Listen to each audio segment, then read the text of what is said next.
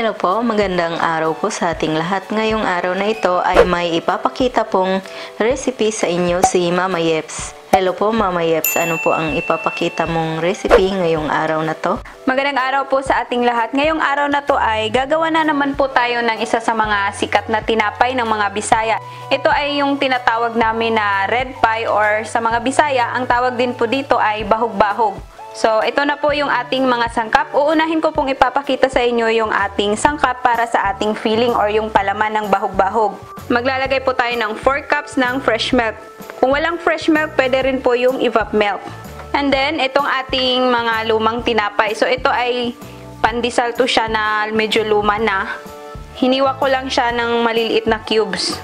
And then, maglalagay po tayo ng 1 cup na white sugar. Pwede rin po yung brown. And then, itong unsalted butter or pwede rin yung margarine. Ito ay 1/2 cup. Itong strawberry red color or yung food coloring na red. Naglalagay po tayo nito ng mga 2 teaspoon. Vanilla extract, 1 tablespoon ang ilalagay natin. And then, 1/4 teaspoon ng asin. Tapos, 3 pirasong itlog. So, itong isa, gagamitin natin to pang egg wash mamaya pagkatapos na nating nagawa yung ating bahog-bahog. And then, sprinkle din po natin itong sesame seeds. Para po sa ating dough or yung ating pabalat ng ating bahog-bahog, ito na ang ating mga sangkap. 3 and 1/2 cup ng all-purpose flour. Pwede rin po tayong gumamit ng bread flour kung meron po tayo. 1/2 cup ng sugar. 1/2 cup ng powdered milk. 1 and 1/4 cup ng tubig. Hindi na po ako gagamit ng yeast ngayon. Ang gagamitin po natin itong baking powder. So, maglalagay po ako nito ng 2 teaspoon. At saka 1 teaspoon ng asin. So, yun po yung ating mga sangkap para sa ating dough. Ngayon, magsisimula na po tayo. So, uunahin po natin yung paggawa ng ating filling or yung palaman ng ating bahog-bahog. Kukuha lang po tayo ng malaking bowl na paghahaluan muna nitong ating mga sangkap. Una po nating ilagay itong ating fresh milk or evap milk. Kuha lang po ako dito ng 4 cups nitong fresh milk.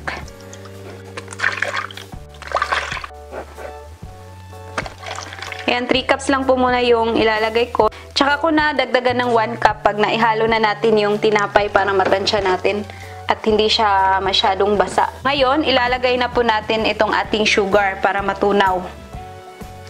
Haluin lang po natin.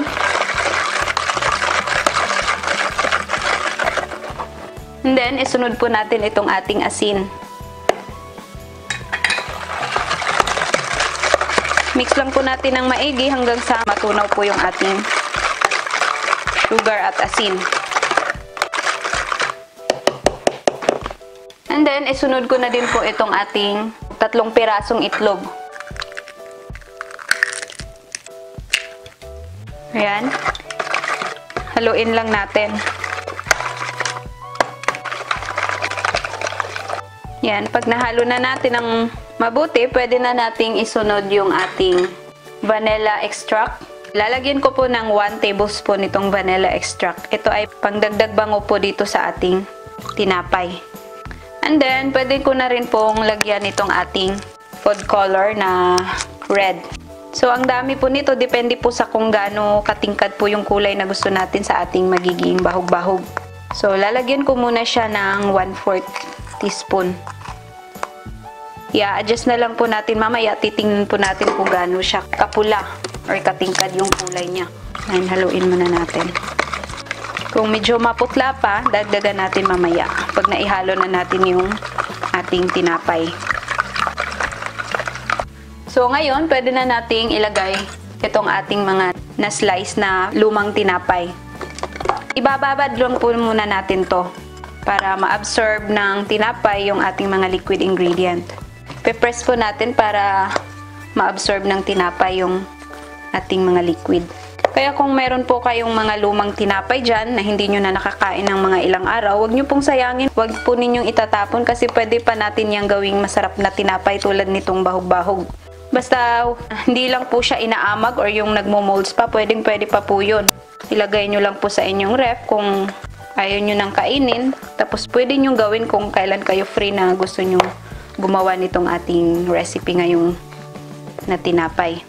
Yan, hahayaan lang po muna natin yan na medyo ma-absorb niya. At pagkatapos, pwede na natin tong isalang para medyo maluto natin siya. Babalikan po natin after mga 3 to 5 minutes siguro. Ngayon po, after mga 3 to 5 minutes, ay medyo na-absorb na po nitong ating tinapay yung ating mga liquid ingredients. So, ready na po natin tong lutuin. So, kumuha lang po ako ng kawali para dito natin siya lulutuin. So, isasalin ko na po yan dito. And then ngayon, pwede ko nang sindihan itong ating stove. Nasa low to medium heat lang po natin tong lulutuin. And then, pwede ko nang ilagay itong ating butter. Pag butter po yung gagamitin nyo, kailangan yung unsalted butter para hindi maalat. Lagay na po natin yan. Tapos, hihintayin po natin to na mag-melt yung ating butter. Ayan, kung hindi pa masyadong red yung mixture, pwede nyo pong dagdagan ng food coloring.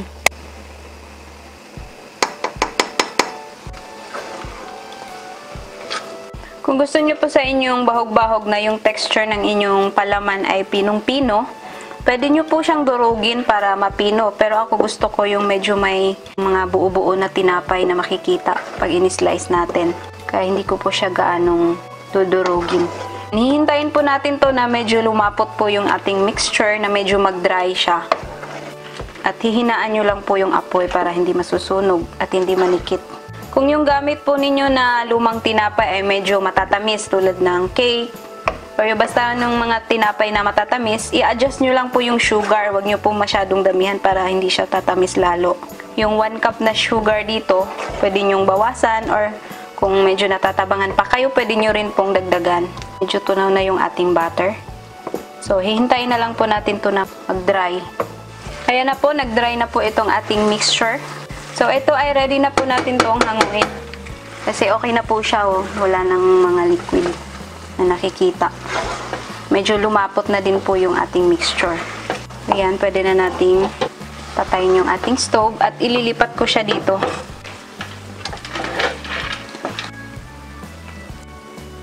Palalamigin po muna natin yan. And then, pwede na tayong magsimulang gumawa ng ating dough or yung pabalat ng ating bahog-bahog. Ngayon po ay simulan na natin yung ating paghahalo nitong ating mga sangkap para sa ating dough. So, dito sa ating 3 and 1/2 cup ng all-purpose flour, ilagay po natin yung ating 1/2 cup na sugar, itong ating 1/2 cup din na powdered milk, itong ating 1 teaspoon asin, at saka lalagyan din po natin itong ating baking powder.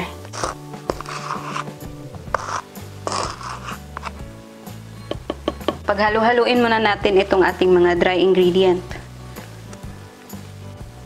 So ngayon, pwede na nating ilagay yung ating tubig na 1 and 1/4 cup. Ito ay regular water lang, hindi warm, hindi rin mainit.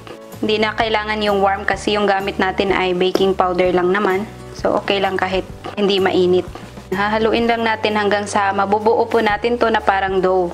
And then pagkatapos nating mabuo, pwede na nating masahin. Kaya na po, nabubuo na po natin siya. So, ngayon ay pwede na natin tong masahin. Kukuha lang po ako nitong extra na harina, tapos i-dust po natin or lagyan po natin para hindi dumikit yung ating pagmamasahan. Then, ililipat ko na po itong ating mixture ng dough. Ito ay medyo malikit pa siya. Dagdagan po natin ng konting harina para hindi dumikit sa kamay natin pagka minasa na natin. Mamasahin po natin to hanggang sa maging smooth at elastic po itong ating dough. Yan, dagdagan nyo lang po ng paunti-unting harina kung medyo manikit pa. Papakita ko sa inyo mamaya pagka tapos na natin tong mamasa. At medyo smooth na po yung kanyang texture. Ayan na po, after nating namasa ng mga 5 minutes, magiging ganito na po yung hitsura ng ating dough. Napaka-smooth at medyo elastic na po itong ating dough. Ngayon ay ready na po natin tong gagawing pabalat sa ating bahog-bahog. Bibilugin ko lang po siya. And then, hatiin po natin. Hindi na to kailangan pang papaalsahin natin kasi baking powder lang po yung gamit natin. Pero kung yeast po yung gamit nyo, pwede nyong paalsahin ng mga 30 to 1 hour siguro. Etong isa, gagamitin natin na dito sa ilalim. Itong pabalat sa ilalim nitong ating bahog-bahog. And then, ito yung pantakip natin sa ibabaw. So, itatabi ko po muna itong isa.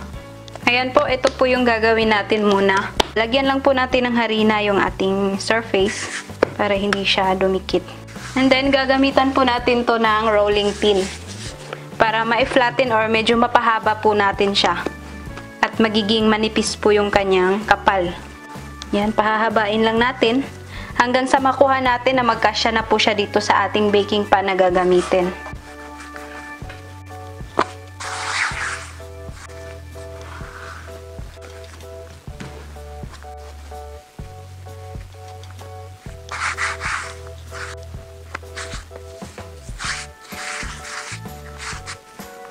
So, ngayon, pwede na natin siyang ilipat dito sa ating baking pan.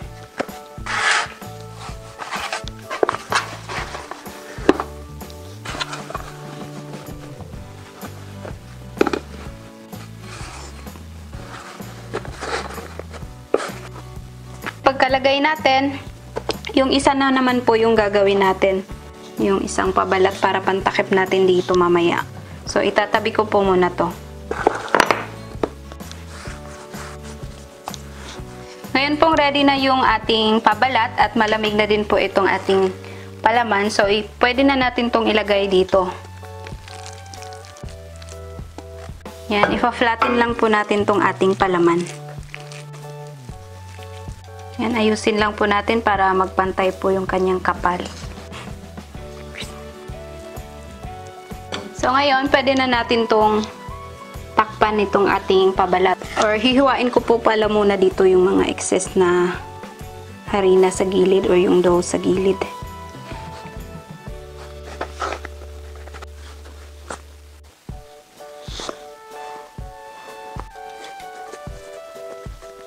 Yan, ipa-flatten lang din po natin para walang hangin sa loob. Tatanggalin din po natin yung mga excess na dough.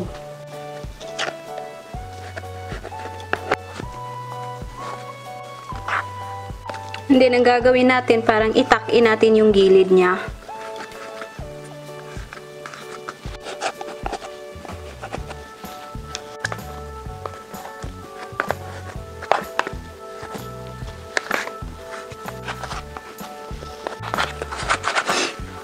Ayan po.